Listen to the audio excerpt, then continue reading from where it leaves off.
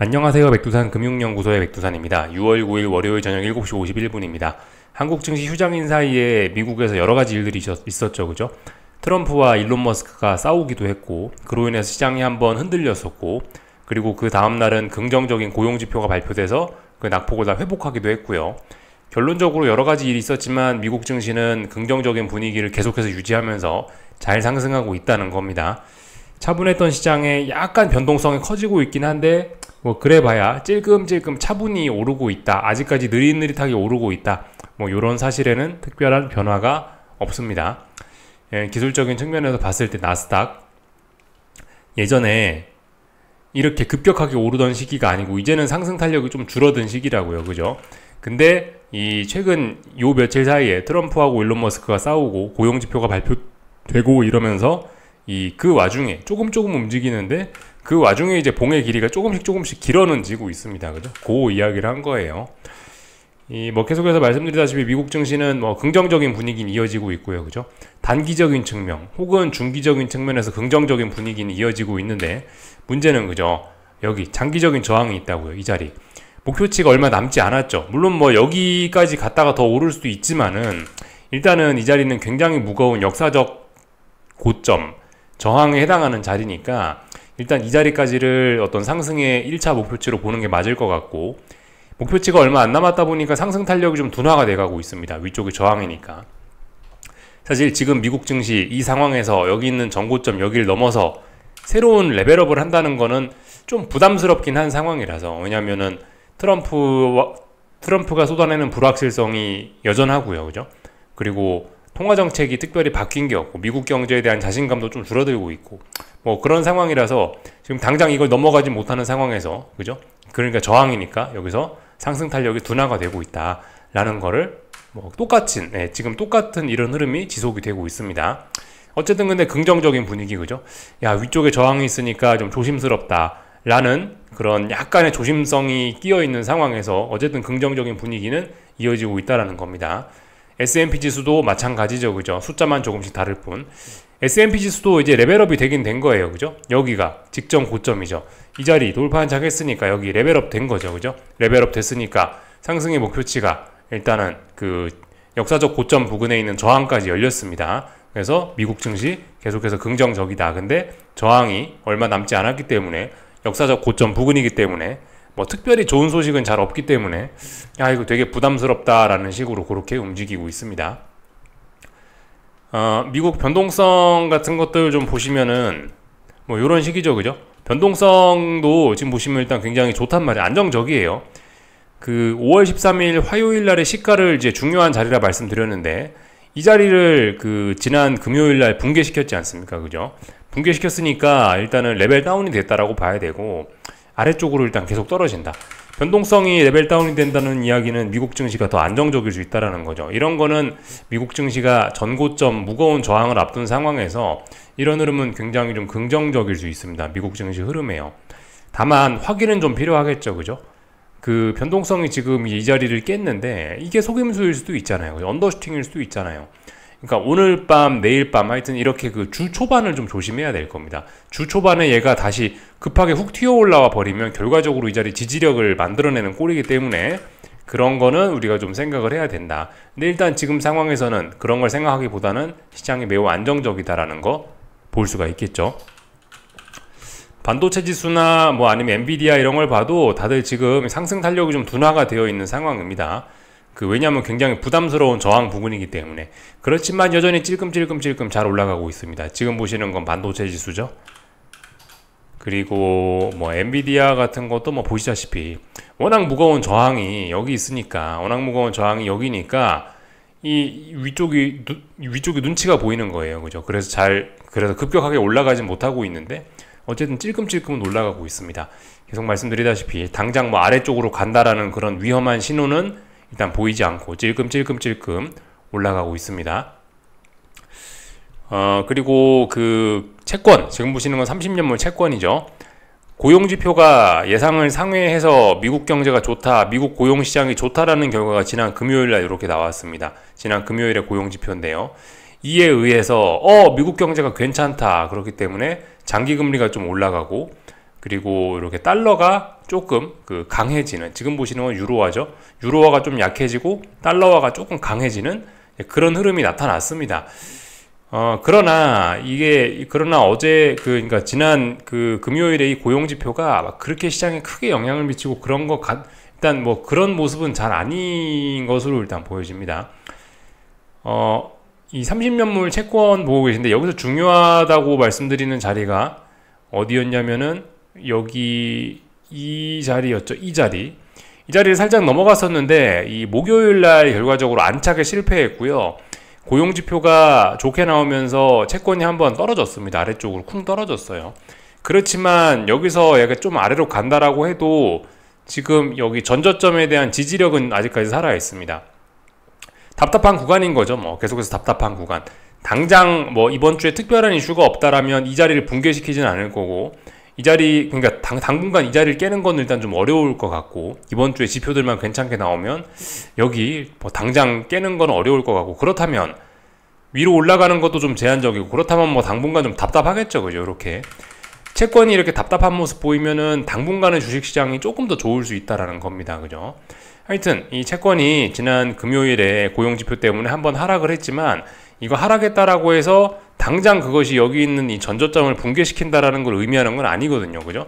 그렇기 때문에 일단 채권은 좀 불안한 상황에서 이렇게 일단 답답한 구간 안에 갇혀 있습니다. 그래서 이번 주에 뭘 봐야 되죠?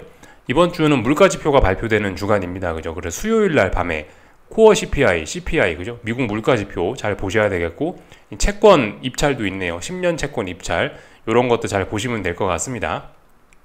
수요일 날 밤에 있는 이슈들이 이런 물가 지표들이 채권 시장에 혹은 주식 시장에 좀 영향을 미칠 수 있을 겁니다. 근데 특별하게 이 지표들이 문제만 일으키지 않으면 계속해서 박스권 이루면서, 박스권에서 왔다 갔다 하면서 채권이 주식 시장에 특별히 영향을 미치기는 좀 어려울 수 있는데, 아무튼 지금 시기가 이 주식 시장이, 미국 증시가 이 전고점, 역사적 고점 부근에 거의 다 와가는 상황이라서, 어쨌든 그죠? 그런 보수적인 접근, 뭐 어떤 경계, 시장에 무슨 좀 안 좋은 일이 생길 수도 있다라는 그런 가능성 정도는 좀 생각을 해야 됩니다. 보수적인 생각, 좀 보수적인 대응, 그런 게 필요한 때라고 보여집니다.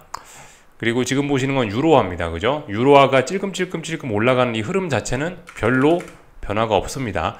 비록 지난 금요일 날에 미국 고용지표가 잘 나오면서 음봉을 하나 맞긴 했습니다만은, 사실 여기가 이제 중요한 저항이죠. 그죠? 이런 저항을 앞두고 뭐 이렇게 상승 탄력이 좀 둔화가 되고 있는데, 일단 뭐 달러 약세 흐름이 계속해서 좀 찔끔찔끔 지속되고 있다, 이렇게 보시면 될 것 같습니다. 달러 약세는 원자재 강세, 신흥국 증시 강세, 뭐 이런 걸 의미한다고 말씀드렸죠. 그죠? 뭐 구리라든가 국제 유가라든가 찔끔찔끔 잘 올라가고 있습니다. 지금 보시는 건 국제 유가인데, 국제 유가에서 잘 보셔야 될 거는 65달러죠. 65달러가 레벨 업, 다운을 결정하는 중요한 마디 가격이라고 할 수가 있을 겁니다. 다시 65달러 부근까지 왔어요. 근데 지금 이런 흐름은 이렇게 저점도 높이고 있고, 지금까지 65달러 도전을 여러 번 했기 때문에 이렇게 이번에는 잘하면 안착할 수 있을 것이라고 일단 좀 기대는 됩니다. 다만 이제 뭐 여러 가지 이슈들이 좀 유가 상승을 좀 발목을 잡는 면이 있긴 있는데, 일단 지금 기술적인 모습으로 봐서는 65달러 안착도 뭐 가능할 것으로 일단은 보여지는데, 아직 안착한 것은 아니죠. 하여튼 뭐 이런 상황입니다. 달러가 약하니까 이런 것들이 좀 강세를 보이고 있다. 금값도 좀 강세를 보이고 있다. 뭐 물론 최근에는 조금 좀 이 금값이, 여기가 이제 워낙 무거운 이제 저항이니까 여기서 지금 조금 비실비실하고 있긴 한데, 어쨌든 전반적으로 금값이 굉장히 힘이 강합니다. 그죠? 요런저런 흐름들 쭉 다 체크해 봤고요. 한국 증시 좀 내용 살펴보자면은, 한국 증시도 뭐 여전합니다. 코스피 폭등 지속, 그리고 코스닥은 조금 좀 아직도 좀 서운한 느낌이죠. 그죠? 코스피가 막 1%, 2% 오르는데 코스닥의 상승률이 그보다 작습니다. 이러면 좀 서운하죠. 코스닥은 원래 코스피보다 변동성도 좀 전반적으로 더 큰데, 코스피 상승률에 미치지 못하면 좀 서운하죠. 비록 오늘 코스닥이 올랐지만은 좀 서운한 측면이 있긴 있습니다. 어쨌든 아직까지는 이 코스피가 굉장히 힘이 좋은 뭐 그런 모습입니다. 근데 말씀드렸다시피 코스피는 단기 오버슈팅 우려가 좀 심각합니다. 지금 보시면 일단은 코스피가 계속해서 뭐 상승 종목 수가 굉장히 좀 많긴 하고 있는데, 아무튼 이제 삼성전자가 움직이고 있죠. 삼성전자가 움직이면서 코스피 지수는 막 하루하루 뭐 2%, 1% 넘게 막 이렇게 상승을 하고 있습니다만은 상승 종목 비율이 조금씩 좀 떨어지는 그런 모습들이 좀 눈에 띄고 있습니다. 그 말씀드렸다시피 그 삼성전자가 움직이고 있다고요, 그죠? 삼성전자가 움직이고 있기 때문에 이런 상황에서 다른 종목들은 조금 좀 서운할 수 있다, 그런 생각 좀 하셔야 되겠습니다. 그죠? 물론 오늘은 일단 코스피 지수가 계속해서 대폭등을 하고 있기 때문에 시가총액 대형 종목들은 어쨌든 무조건 강할 수밖에 없는 그런 구조입니다만은, 그 와중에 삼성전자가 움직이면 다른 종목들이 좀 소외될 수 있다는 건 어쨌든 계속 좀 염두를 하셔야 될 부분이고, 삼성전자는 이제 좀 본격적으로 좀 위쪽으로 좀 올라가자고 마음을 먹긴 먹은 거죠, 그죠? 다만 여기가 이제 이 직전 고점, 전고점으로서 좀 무거운 저항이기 때문에 이쪽 저항 부근에서 약간 상승 탄력이 좀 둔화되는 모습이긴 한데, 일단 삼성전자는 좀 긍정적으로 봐야 되겠습니다. 지금까지 여기서 몇 달 동안 힘을 모아왔던 게 위쪽으로 일단 이렇게 힘을 퍼뜨리고 있는, 힘을 수렴했다가 위쪽으로 발산을 하고 있는 모습이기 때문에 일단 삼성전자를 좀 긍정적으로 보긴 해야 된다라는 겁니다. 삼성전자를 긍정적으로 본다면 어쨌든 코스피 지수도 쉽게 빠지기는 좀 어려울 겁니다. 상승 탄력이 뭐 좀 둔화될지 몰라도. 어쨌든 말씀드렸다시피 코스피 지수는 좀 단기 오버슈팅 우려 이런 게 조금 있습니다. 그렇기 때문에 어쨌든 좀 이제 그 보수적인 생각을 좀 약간 보수적인 접근이 좀 필요하지 않을까 싶습니다. 조금씩 현금 비중을 늘리는 뭐 그런 거 대신에 하방 베팅을 하라는 거는 또 아니고, 그죠? 하방 베팅은 지금 상황에서 좀 아닐 수 있다라는 거. 하방 베팅은 뭐 5일선을 깬다던가 뭐 그런 게 좀 나타나야지. 또 그리고 뭐 아니면 뭐 쌍고점을 만든다던가 뭐 어떤 그런 이제 힘이 빠지는 신호가 나타나야 됩니다. 근데 그런 신호가 나타나지 않는다면은, 어쨌든 당분간 계속해서 강세를 유지할 수 있기 때문에 쉽게 안 빠집니다. 어쨌든 하방 베팅은 지금 상황에서 개인들이 생각하기 좋지만은 아직은 굉장히 위험한 선택일 수 있습니다. 지금은 그냥 현금 비중을 늘려나가는 게 좀 그런 보수적인 대응 정도가 딱 적당할 것 같아요. 코스닥입니다. 코스닥은 뭐 잘 올라가고 있긴 있는데 좀 약간 마지못해 올라가는 뭐 그런 느낌입니다. 어쨌든 아직까지 상승 목표치는 좀 더 많이 남았고요. 그래서 찔끔찔끔 잘 올라가고 있는 그런 모습입니다. 사실 이런 분위기라면은 위에서 내려오는 중요한 추세선이 있죠.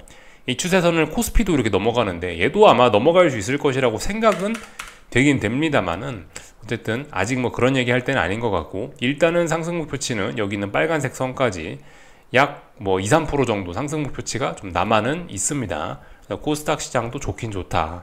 다만 근데 이제 뭐 계속해서 말씀드리지만은 이게 코스닥은 시가총액의 대부분이 제약바이오와 2차전지에 쏠려 있죠, 그죠?